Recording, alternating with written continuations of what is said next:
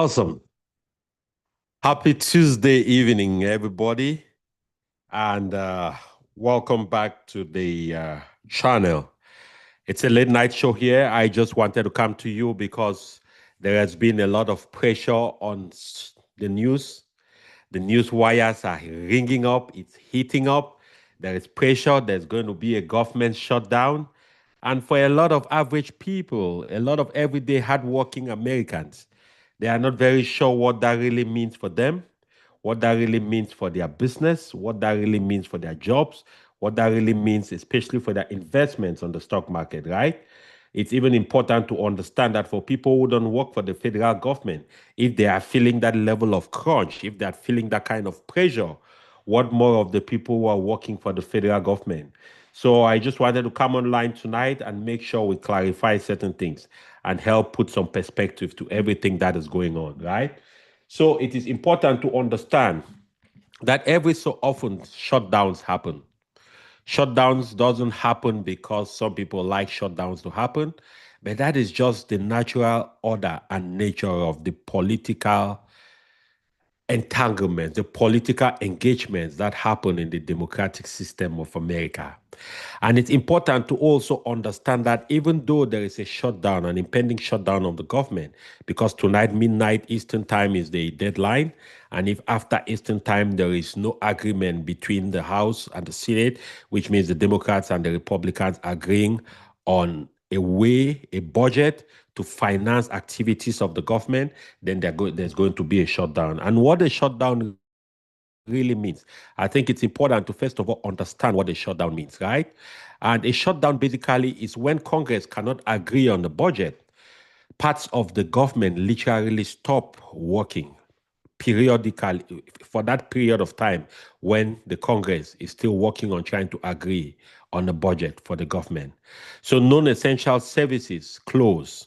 Federal workers are actually followed, which means they are sent home to go and stay home while they are being paid until negotiations are over and they agree on the budget. And sometimes they might be followed to work without pay, but a lot of times they get paid anyways. Essential functions like the military, the law enforcement, air traffic control, those keep running, but everything else slows down. So it's also important to understand why there are two groups of people in the Congress. There's a group that pushes for a shutdown, and there is a group that resists a shutdown. And you need to understand the thinking behind this, right? The group that pushes for a shutdown, they basically are supporters saying, you know what? We cannot continue spending so much money to run the government. We have to rein in on the budget. We have to cut down on expenses. We have to eliminate waste. We have to get serious about deficits. Because as you know, the US deficit as it stands today, I think it's close to $36 trillion or something. I really can't, you can check the numbers, but I really can't remember the precise numbers. So what that does exactly is that for the people who are against the shutdown, they are saying, guys, listen, we cannot continue to operate like this. The government cannot continue to spend money they don't have, to continue to borrow money they don't have, and eventually put a burden on future generations to pay. So the people in the Congress, who are mostly Democrats, are saying, listen, guys, we cannot continue to spend like this. President Trump and his team, the budget they want to run the government is too much. The Democrats are saying, listen, the expenses that are needed for the government, they should continue to push it. But the Republicans, led by President Trump and his team, they are against certain expenses within that budget. And so they are still working on negotiating to be able to come up with a successful budget. So it is important. Why is this problem existent, right? Because it is a problem when there is a shutdown, because history always shows that shutdowns cost the economy billions, not only in terms of lack of productivity, in terms of lost productivity, but also the delay in services like passport services, permits. Those things are income generating services, right? And it also delays people traveling. And when people don't traveling, then they don't buy air tickets. And so the impact is geometric and it explodes to other parts of the economy. It also puts a huge amount of stress on workers who are living paycheck to paycheck. It's not every federal worker that is paid a certain amount of money that they have savings and things like that. There are a lot of workers who basically just count on the checks they earn every 2 weeks to survive. And so if there is a follow, if there is a shutdown, they can go for a while without work. Sometimes they get paid, most of the times they will get paid, but that will be after the fact, right? So sometimes they might have to go for weeks without getting paid. And that is a problem to families that are counting on this paycheck, on this money to take care of their needs, to take care of what they have to take care, and to continue to live their life. And let's be honest, the government usually ends up paying anyways. So that expense is just postponed, but it's even actually bad because they are paying people who really have not worked. So the government has not received productivity in exchange for the salaries they are going to be paying those people. So that is a problem, right? But let's move forward here. And but what is different in this time in 2025 is the fact that aviation groups actually are the ones speaking out significantly too, because they are warning that aircraft safety checks could be delayed. Federal worker unions are suing over mass layoffs that are also impending because President Trump has been insisting that they have to cut about 11,000 federal jobs, right? And forcing people to take early retirement and take a payout package and things like that. Agencies are even posting blame messages on their websites. So it's really a mess, let's be honest, right? But it's not unusual. That's typically how it goes, especially around budget time, because the both parties, the Republicans and the Democratic parties, to them it's an opportunity to flex their muscles and tell who has more power. So let's actually see. I don't know what you actually think about it. Put down in the comment. Let me know exactly what you think about the shutdown, if you are for or against the shutdown. This will give you an opportunity to also do some research and understand exactly what is going on. But I wanted to move forward here and let's and bring something to your understanding, because it's also important when we are talking about shutdown, we should also talk within a certain context, right? The shutdown is not unusual, as I said, and it's one of those things too that generally creates a lot of anxiety and creates a lot of tension, even to people who might not necessarily be directly connected in terms of working for the federal government. But the shutdown affects every aspect of the country's life, because that is the shutdown of the central government. That is the government that runs the federal operations of the United States of America. So there's always tension because there will be delays, as I said earlier. But it is also important to understand that in a lot of cases, these politicians use it as a bargaining chip. They use it as a way to show muscle, to show power, and to be able to bargain for future benefits that they might have from other negotiations they would want to do. But today I want to say this, right? Because it is important to understand that as an everyday person working hard, accumulating some money, trying to build a security safety net, trying to build your investments, trying to build a retirement nest egg. It is important for you to put this in perspective. And the reason I'm coming to you tonight on this show is because I want to reassure everybody, especially the people who've been listening to me and who understand my philosophy of investment and life. Because on this platform, I talk a lot about uncovering your purpose, being able to bring forward your purpose, to utilize that to generate income, and with that income to invest in assets, especially on the stock market, to multiply that income, to learn skills on leadership, and to build a lasting legacy, so that by the time you live through this side of eternity and you pass through, your name will never be lost. But in that process, I also teach people a lot about how to multiply their money, how to invest on the stock market to generate revenue, to generate profits for the long term, so that you can be a significantly successful and highly financially at peace person. In fact, everybody who is in my community, the number one goal is to build at least $1 million in liquid assets on the stock market. And I can tell you, I have people who are six-figure earners, I have people who are seven-figure earners, I even have people who are eight-figure earners, and I have people who are even $50,000 a year earners and $60,000 a year earners. All of these people are on track. It doesn't really matter your income level. There are some principles that are going to define exactly whether you're going to be successful with this or not. So when something like the shutdown happens, happens or it's impending, it's coming to happen. You listen to the news like most people do. There is chaos. There is news highlights talking about what is going to happen. It seems as if the world is coming to an end. It looks as if things are not going to work out after that. Everything is going to shut down. Just take a deep breath. Just take a deep breath. If you cannot handle that pressure, turn off the TV and go take a sip on water like I'm doing, right? Because it is important to understand that at the end of the day, the shutdown is not going to affect your investments negatively. It only affects your investments negatively if you panic, you are not educated, you don't understand how this works, and you are not an understander of history. And that is why I come in. I come in here to share with you not only my experience, but proven tactics and techniques that help everyday investors, everyday people like you who are trying to move forward positively to do the right things so they don't get in trouble during times like this. And let me pull up something. Let me share something with you real quick. And let's see here.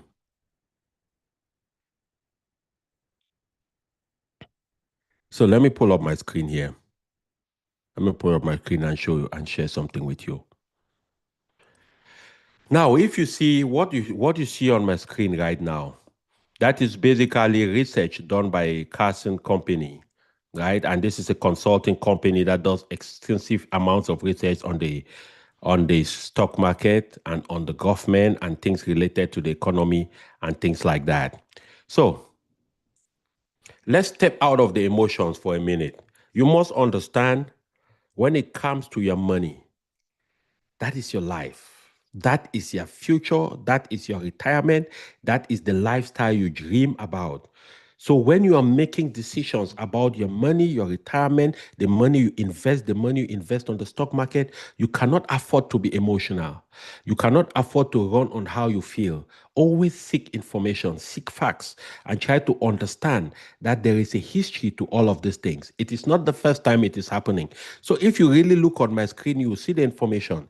This is actually since 1976. How many shutdowns have happened since 1976? And this is what happens to the S&P 500. For those who might not know what the S&P 500 is, it is an index on the US stock market that tracks the 500 largest US companies based on market capital. So basically, a lot of people, when they start investing, I advise them, I usually recommend, not advise, because I'm not a financial advisor. Every information I share is just for entertainment purposes. You have to do your own research. But I usually coach and talk about the necessity to start investing in index funds like the S&P 500 because it tracks the 500 largest companies in the US stock market. So your chances of losing money are slim because it is investing in all these 500 companies, and the 500 cannot do so bad at every point in time, right? So even when the market is really bad, the S&P 500 doesn't drop as bad as some individual companies. So let's get back to this, right? This is basically just showing to you what the shutdown drama does to the S&P 500 and how it behaves. Now, if you look at this information, you will realize that this is from 1976 to 2018. And you would notice that every time there is a shutdown, no matter the number of days of the shutdown, no matter who is the president, whether it's a Republican like Reagan, it's a Democrat like Carter or Clinton, it's a Republican like Trump or Reagan or Ford, it doesn't matter who is the majority in the Senate, whether it's a democratically led Senate, it's a Republican led Senate, it doesn't matter who is in the House, whether it's a Republican House or a Democratic House, there is a certain pattern that the economy behaves with the shutdown. 56% of the times when there is a shutdown, the stock market rises, and 44% of the times when there's a shutdown, the stock market drops. But averagely, and I want you to understand this because this is very powerful and it's going to change the dynamics for you. Averagely, 87% of the time, 1 year after a shutdown, the stock market is generally higher and it averaged about 12.5% growth 1 year after a shutdown. So it is important to understand, therefore, that whatever it is that is happening right now, don't buy into the hype. Don't try to listen to the news and you get all anxious and you wake up tomorrow morning and you start selling your stocks. Don't do that. Whatever position you have in your stock investment right now, what I am doing simply is the positions I have in my stock investments, in my portfolio, these are companies and index funds that I have deep conviction about. I've done some research, I understand, and I'm planning to hold them for the long run. I talk a lot about investing for the long run because that is the only way you end up becoming wealthy using the US stock market. Let nobody lie to you. Let nobody deceive you about trading and all this stuff. Yes, there's a small percentage of people who make money trading. The numbers indicate that 95% of people in the long term lose money trading. Only 5% make money. And of those 5% that make money, about 3% barely break even. So only about 1.5 to 2% of people makes money that you can say it's profits.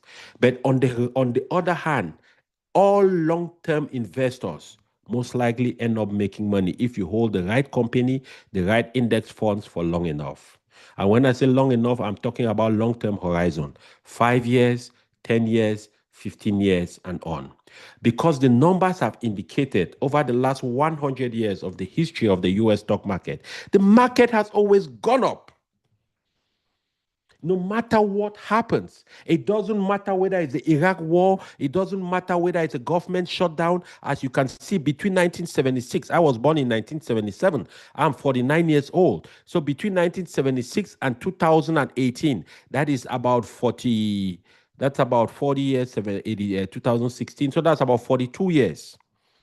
For 42 years, look at it.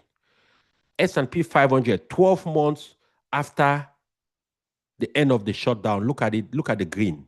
Look at the green here. And so the average growth in the S&P 500 12 months after the shutdown is 12.7%. The median growth after the shutdown 12 months after is 12.3%, right?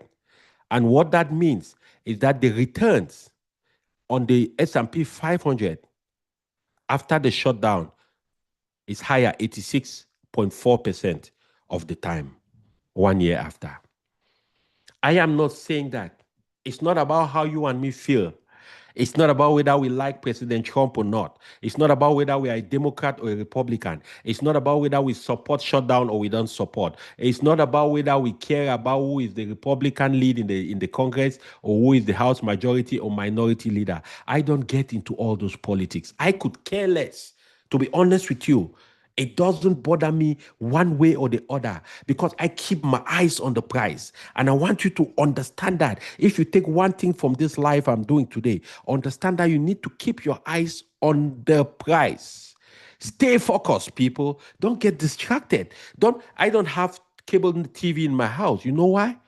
I turned it off during COVID because I realized all the cable TV does is increase your anxiety levels.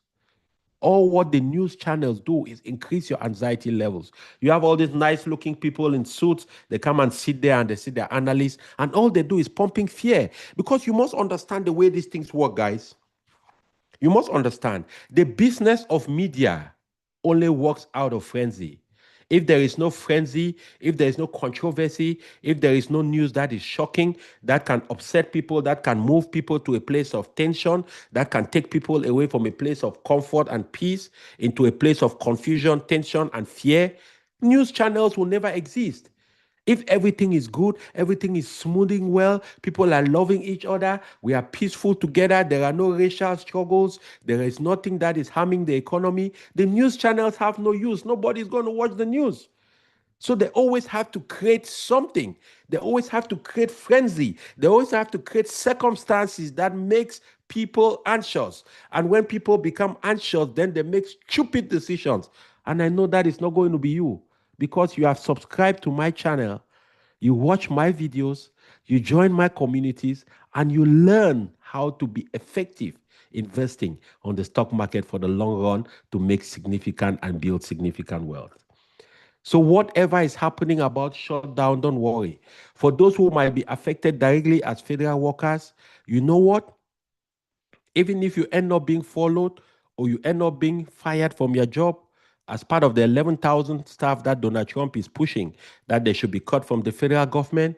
This is my unsolicited advice to you. I have been there before. I never worked for the federal government, but I've worked for top five Fortune 500 companies in the tech space.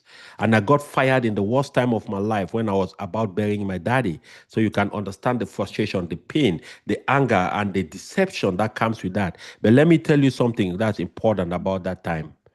Always remember that a rejection is a redirection. If you've been laying on your laurels and just lazing around and doing the minimum and getting paid, because we all know with the federal government, sometimes there's not much work to do and there's more people than the work to do. You know what this is going to do? This is going to push you to the wall. It's going to force you to reskill, to retool, to rethink out of the box, to train yourself, to get new exposure, to get new knowledge, to read, to learn new things. And I want to encourage you to do that. Because this is for those who are still having a few years to work before retirement, this is an opportunity for you. Even for those who are close to retirement, it is still an opportunity because the dispensation we live in today, the present economic, social, and political dispensation we live in today in America, very few people are going to have the same work, the same job for 20, 25 years. That time is gone. You have to get used to the fact that these changes are going to happen. And when these changes happen, boy, oh boy, you better be ready. You better be ready. The senators don't worry too much about you. They really care about their constituencies, what their people think about them at the least, and at the most, they worry too about their own self. Unfortunately, one of the things that capitalism does is that it encourages entrepreneurship, and entrepreneurship is building value out of your ingenuity, and building value out of your ingenuity sometimes also encourages a lot of greed. I'm just being honest here. I don't want to sit here and tell anybody it's going to be all right. It's going to only be all right if you decide that it's going to be all right and do some of the things that it's going to take to put you in position to not fall apart, to not end up in a position where you will lose everything and you'll feel behind. But even if you are falling behind, even if you're thinking it is a very tough time, I want to encourage you that one of the ways you can really get on track is to invest on the US stock market. I don't know whether you invest on the market or not. If you don't, you need to figure out how to start finding some money to save from your income to invest on the market. $5, $10, 15, whatever the amount. If you don't know how to start, click on the link down in the description of this video.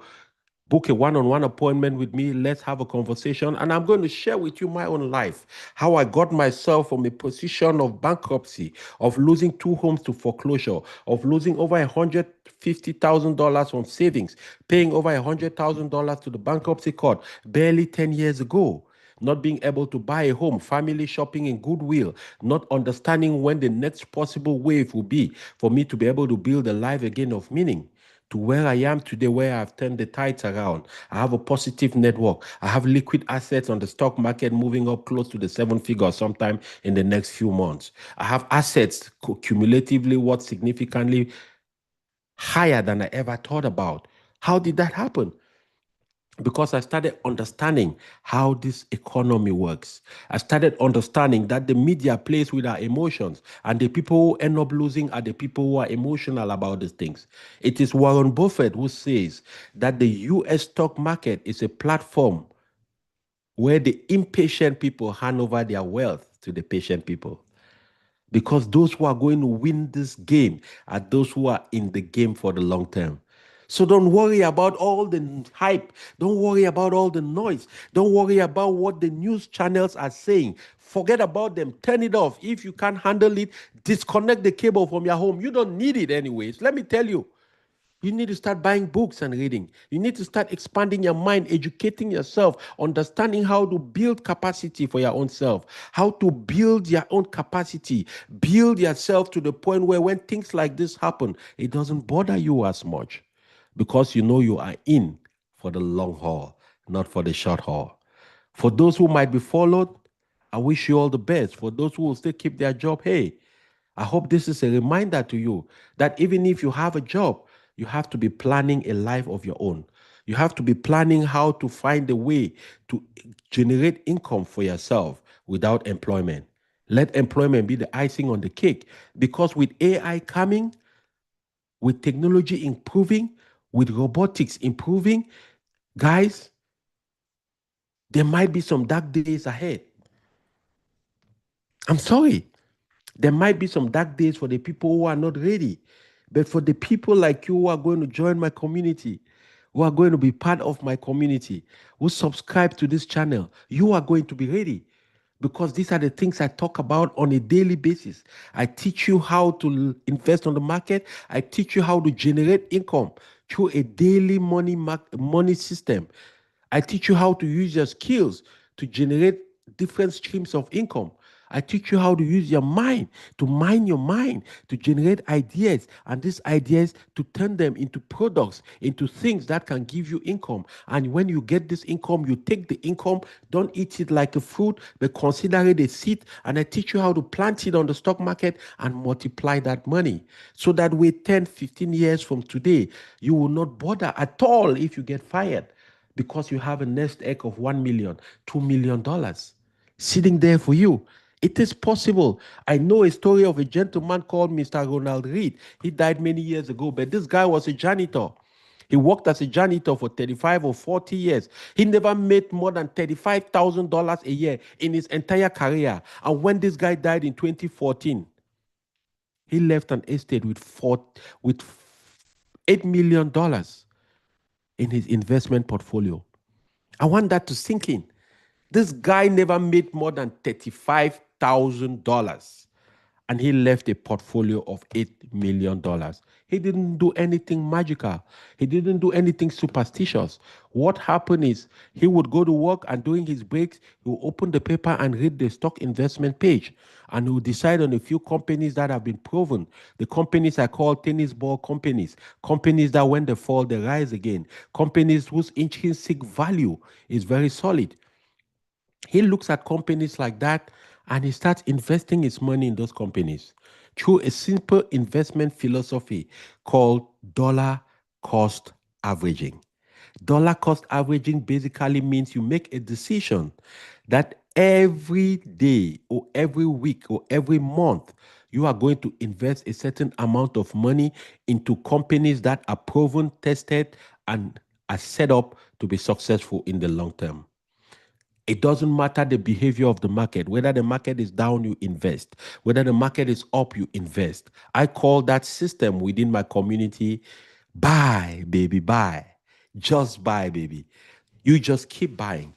What that does is some days the market will be high, which means the cost of the cost price, the share price will be high. You buy it at that high price. The next day it's going to be low. You buy it at that low price. By the time you do that for an extended period of time, you realize that the average price of your investment is significantly lower than the present price of the stock. And that difference between your average cost and the price of the company share at that time on the market, that is where your profit lies. That is the sweet spot. That is where all the bacon, that is where the beef is. And if you continue doing that over time, like Mr. Ronald Reed did, you will end up significantly rich. It is possible. It's amazing because when a lot of people hear me talk about the fact that, especially in my community, I tell people, everybody in my community, if you are joining my community, your number one goal it should be to build $1 million portfolio. And I'm going to help show you how to do that because I'm on track to get there in the next few months. And there is nothing you have seen that I haven't experienced. The difference is that you might have experienced it at a time when you didn't have guidance. You didn't have nobody to tell you exactly what to do. That's where I come in. I will give you information that will transform your life, like I'm sharing with you tonight. So, whatever it is the news channels are telling you, don't listen. They are lying to you. Don't believe that. If you go ahead and you're trying to panic and sell your stocks, those guys who are telling you things are going to get really bad, those guys who are sitting with the suits, they'll be the ones buying your shares and they're going to keep them for a long time. And when I'm talking about investing here, I'm talking about investing in proven companies. This for sure is no recommendation to buy, sell, or hold. But I'm just talking about some companies that are investing for the long term. A company like Tesla. That's a company that many people really don't understand how Tesla works. Tesla, many people think it's an electric vehicle company. Yes, electric vehicle is the product Tesla got notoriety with on the market. But trust me, Tesla is in the middle of a transformation right now. In the next 5 to 10 years, Tesla will be having most of its income coming from different things, not the EV vehicle. Tesla is actually a robotics throwing a little bit of AI to it. It's developing robo taxis, taxis that are going to drive without drivers. In fact, the whole vision of Tesla is that if you own a Tesla car in the next few years, you'll be able to go to work and let your car go work as a taxi and bring you some additional income. I have a friend of mine right now. He has a Tesla and he puts it on Turo. Turo is a private rental car company, right? And he tells me every month that thing brings him about $700 to $800. But people rent the car and drive it. But what Tesla is doing with the robo taxi development on its platform, you will not need a driver. You will just rent the car. You will sit in your office. You will sit at home if you're working from home like me and you have a Tesla. You leave it in your driveway. And that's it. People will come and pick it, drive it. People will not pick it. People will order the car. The car will leave from your house, drive to the passenger's destination, pick the passenger from there, and take the passenger to wherever they want to be. I live in Austin, Texas, and I've seen it happening in Austin. I've seen Tesla robo taxis picking people and dropping them off without a driver. It just doesn't come around the area I live. I'm planning to go downtown to Austin within the network area where it operates and try to get into one and see how it feels. But it's great. The results are amazing. People are using it. So this stuff is come to stay. You're talking about AI solutions. This stuff has come to stay. So people who don't understand these things that are coming, Tesla has received a lot of negative news over the last many months, especially as Elon Musk was part of the government of Dodge and he had all this conflict with Donald Trump. Remember, Tesla dropped to about $212 about 9 months ago. You know where it is today? Do you know what Tesla stock price is today? It just closed at $444 from $212. I want that to sink in. It left from $212 to $444. That's about $222 in profit in growth. So it actually doubled in less than 8 months.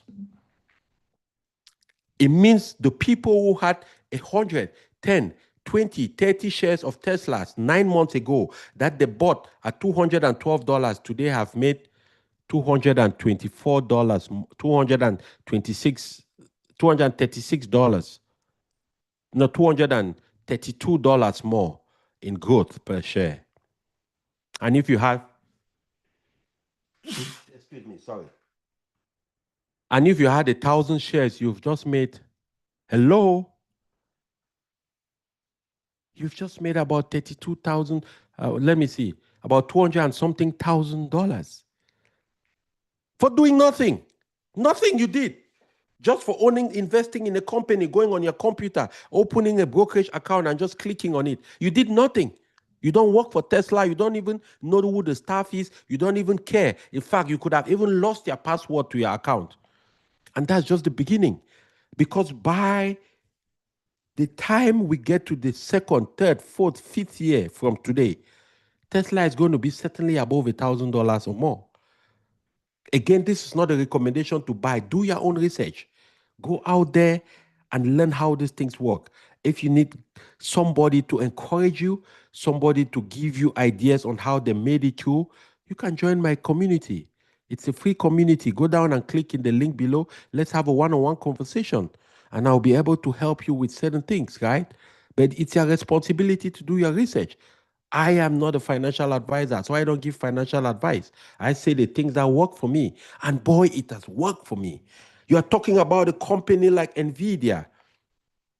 NVIDIA over the last 10, 14 years has grown tremendously, thousands of percentage, and it's still going to grow. That's the number one leading AI company in the world. It's a chips company, so they make the chips that are going to run the AI applications.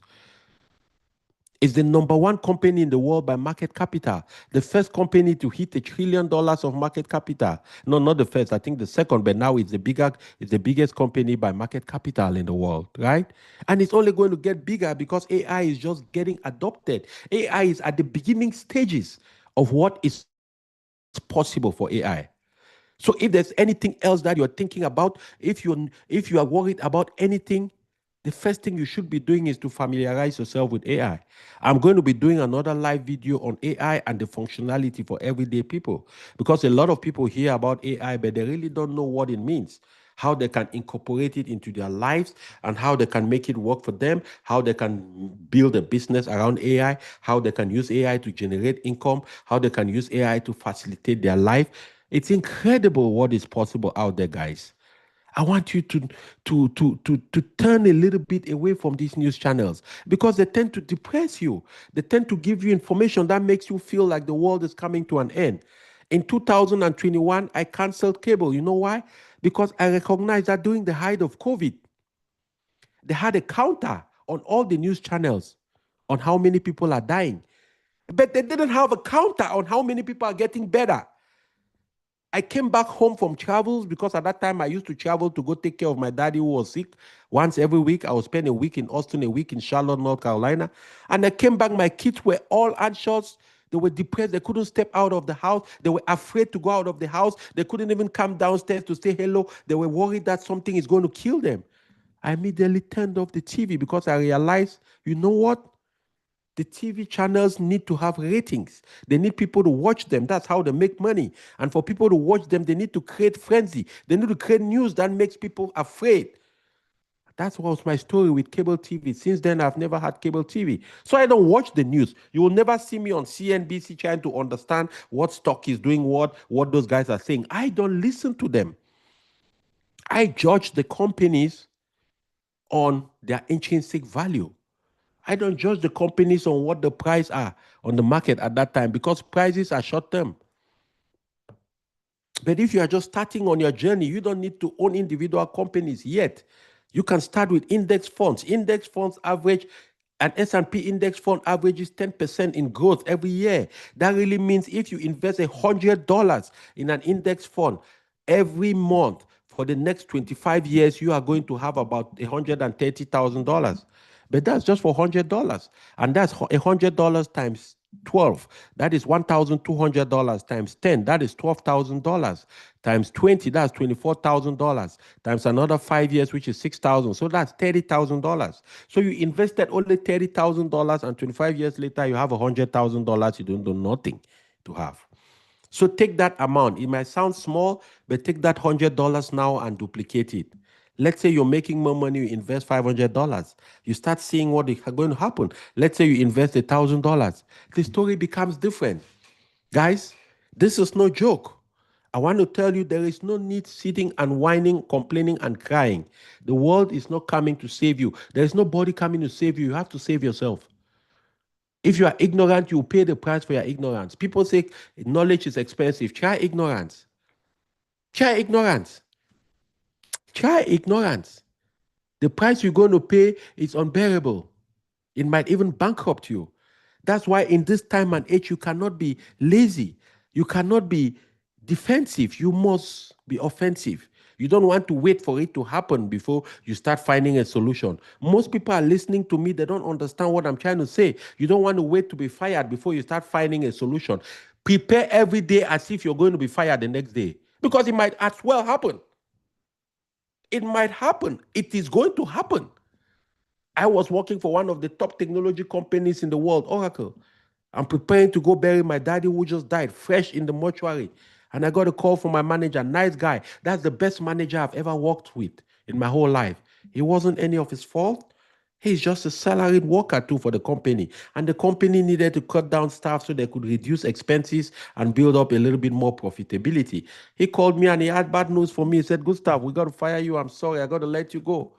It didn't matter that my dad died. It didn't matter that I was going to bury my dad. I will be coming back. I don't have a job. The guy empathized with me, but he had to do a job.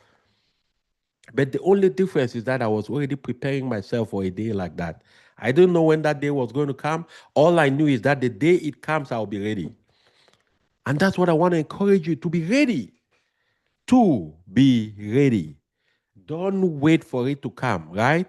So when you're thinking about that, you have to be thinking about how to position yourself, how to invest on the stock market, invest in assets, invest in yourself, invest in your knowledge expansion, learn AI, learn a new skill. I see a lot of people going out back to trade school and learning plumbing, learning carpentry, learning electrical work. These things pay enormous amounts of money. And these are some of the jobs that AI is not going to take. These are some of the jobs that AI cannot replace. AI is not going to replace repairing your plumbing mishap on your toilet.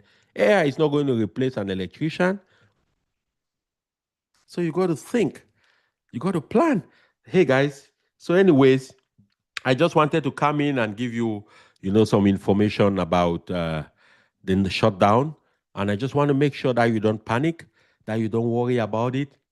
Stay focused, continue to dollar cost average into your investments, continue to uncover your purpose, believe in yourself, understand that you are capable, that you are enough, that you're made of something more, that it is possible. If it is possible for them, it is possible for you. They don't have no two heads, they don't have double minds, they don't have nothing that you don't have. The difference the successful people have is that they shoot small shots continuously until it becomes big shots.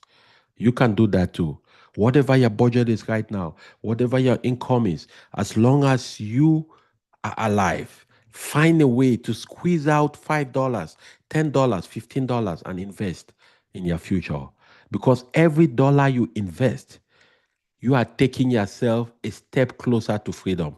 You are taking yourself a step closer to saying, you know what? If I get fired, I could care less. Life goes on. It is imperative because 62% of baby boomers don't have any retirement money. Don't find yourself in that position. The world is cruel to tough to poor people, unfortunately.